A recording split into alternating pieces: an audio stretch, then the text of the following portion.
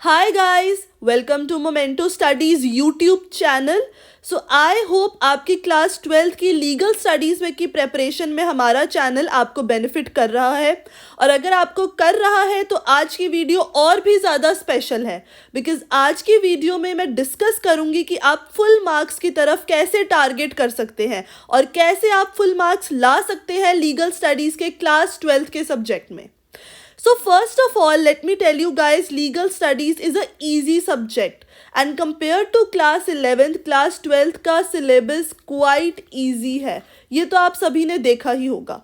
And अगर आप concepts को अच्छे से पढ़ेंगे और सारे टिप्स फॉलो करेंगे जो मैं आज की वीडियो में बोलने वाली हूँ तो इट इज़ माय गारंटी कि आपके अच्छा स्कोर आएगा and it is my guarantee कि आपका फुल स्कोर भी आ सकता है. So just study with dedication and consistency and follow the tips which I am going to tell you. First of all, you have to study according to the syllabus. CBSE काफ़ी बार syllabus change करता रहता है. कुछ topics आपकी book में given है but वो आपके सिलेबस से कट कर दिए गए हैं. तो सबसे पहले दिस इज़ योर रिस्पॉन्सिबिलिटी कि आप CBSE की साइट पे जाएं और सिलेबस का प्रिंट आउट लें बिकॉज आपको सिलेबस के अकॉर्डिंग पढ़ के ही बेनिफिट होने वाला है. Secondly, understand the basic concepts first. तो डायरेक्टली बुक की तरफ रश मत कीजिए. या तो अपने स्कूल में अपनी क्लास टीचर के लेक्चर्स को ध्यान से सुने एंड नोट्स बनाए या फिर मोमेंटो स्टडी तो आप सभी की रेस्क्यू पर है ही. मोमेंटो स्टडी के सभी लेक्चर्स को देखें. हमारी पूरी लेक्चर सीरीज क्लास 12th के सभी यूनिट्स को कवर करती है. प्लेलिस्ट का लिंक आपको डिस्क्रिप्शन में मिल जाएगा. पूरी प्लेलिस्ट को एक बार देखें.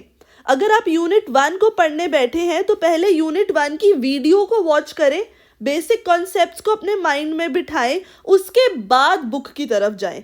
तो सबसे पहले ज़रूरी है कि या तो आप अपने क्लास में अपने स्कूल में नोट्स बनाएं और टीचर को सुने या फिर आप मोमेंटो स्टडी की सारी वीडियोस को देखें जिससे आपको एक जिस्ट मिल जाएगा टॉपिक का.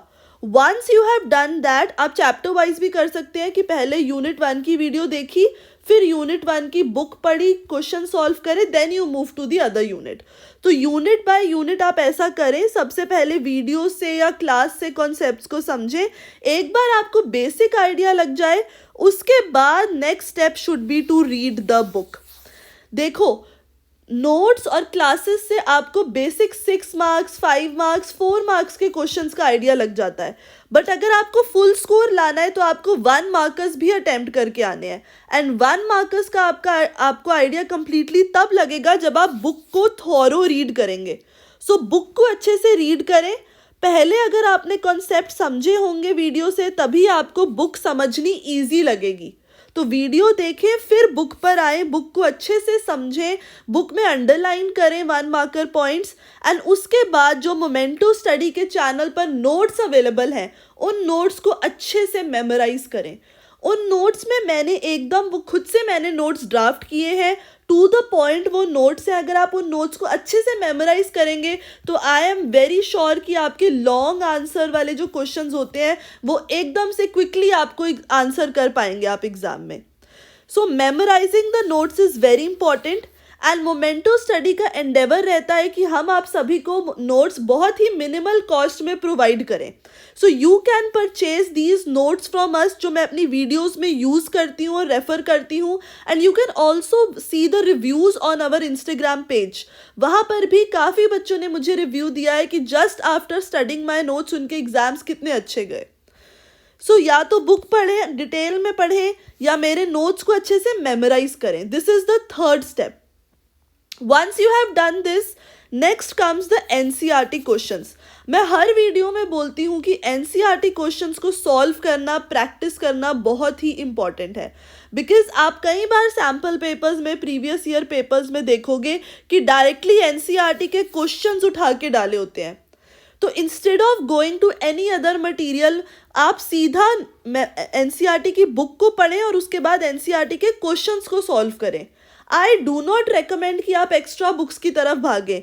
आई विल रिकमेंड कि आप सबसे पहले NCERT को थॉरोली पढ़ें, NCERT के क्वेश्चंस को अच्छे से प्रैक्टिस करें. Then the next step should be to practice the most important questions worksheet.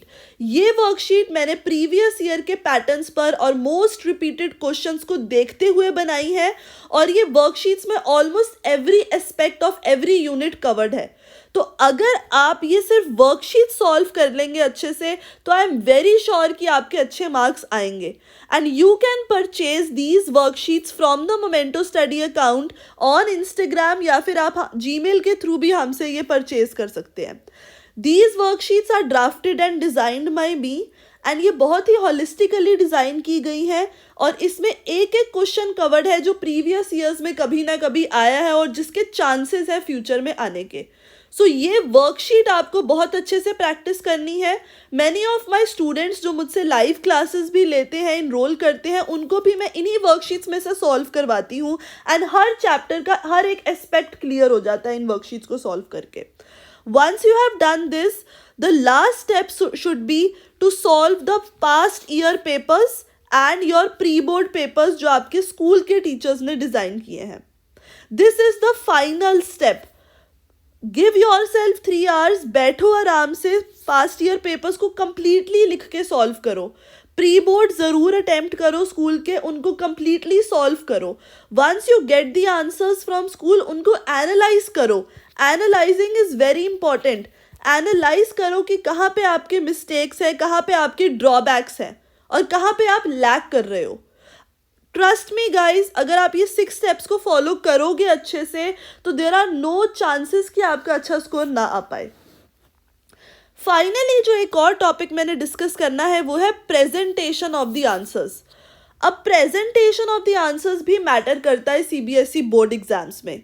तो जब भी आप कोई लॉन्ग क्वेश्चन को अटेम्प्ट करें, एक बात को ज़रूर ध्यान में रखें कि आपको सबसे पहले इंट्रोडक्शन देनी है, उसके बाद बीच में आप पॉइंट्स या पैराज में डिवाइड कर सकते हैं अपने आंसर्स को, और लास्ट में आपको कंक्लूजन ज़रूर मेंशन करना है. सपोजिटली अगर आपको 4 मार्क्स का क्वेश्चन आया है, तो आपके ये पॉइंट्स एटलीस्ट 4 होने चाहिए, उसके बाद इंट्रोडक्शन एंड कंक्लूजन अलग. अगर 5-6 मार्क्स का क्वेश्चन आया है, तो अकॉर्डिंगली 5 पॉइंट्स, 6 पॉइंट्स, इतने पॉइंट्स आप लिखो. अगर आपको कोई क्वेश्चन आया है डिफरेंशिएट का, कि differentiate between parliamentary system and presidential form of system, तो आपने अगर डिफरेंशिएट करना है तो you draw a line. 4 marks का है तो 4 पॉइंट्स में डिफरेंशिएट करो और लास्ट में एक एग्जाम्पल दे दो. तो जितने भी मार्क्स का क्वेश्चन है, आपके उतने पॉइंट्स बनने चाहिए आंसर में. So this is from my side कि आप प्रेजेंटेशन कैसे इंप्रूव कर सकते हैं. लास्टली गाइस, अगर आपको किसी भी एग्जाम में सक्सेस चाहिए, तो key to success is very simple thing, which is practice, practice and just practice.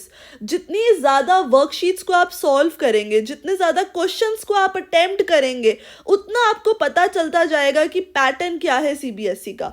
तो either you can go for Momento Study की वर्कशीट्स, और you can pick up any previous year papers को solve करें. उनसे आपको पता चल जाएगा कि क्वेश्चंस का पैटर्न क्या है.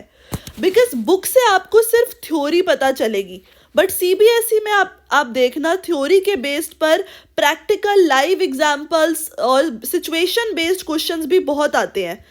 तो अगर आपको सिचुएशन बेस्ड क्वेश्चन सॉल्व करने हैं, उसके लिए बहुत इंपॉर्टेंट है कि आप लोग प्रीवियस ईयर पेपर्स या हमारी वर्कशीट्स को सॉल्व करें.